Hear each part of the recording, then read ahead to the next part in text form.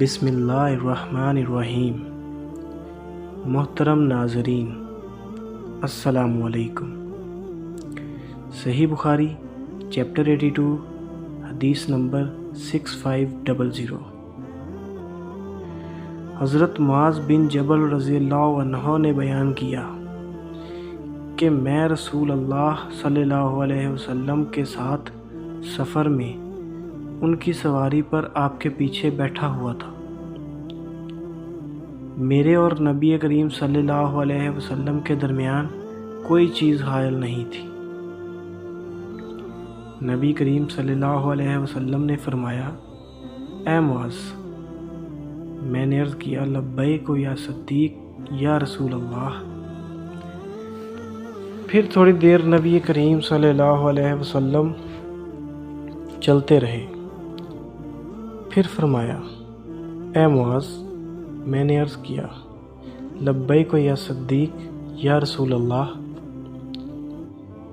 پھر تھوڑی دیر مزید نبی کریم صلی اللہ علیہ وسلم چلتے رہے۔ پھر فرمایا، اے معاذ۔ میں نے عرض کیا، لبیک یا صدیق یا رسول اللہ۔ فرمایا، تمہیں معلوم ہے کہ اللہ کا اپنے بندوں پر کیا حق ہے؟ میں نے عرض کیا، اللہ اور اس کے رسول کو زیادہ علم ہے۔ فرمایا، اللہ کا بندوں پر یہ حق ہے کہ وہ اللہ ہی کی عبادت کریں اور اس کے ساتھ کسی کو شریک نہ ٹھہرائیں۔ پھر نبی کریم صلی اللہ علیہ وسلم تھوڑی دیر چلتے رہے اور فرمایا، اے معاذ بن جبل۔ میں نے عرض کیا، لبیک یا صدیق یا رسول اللہ۔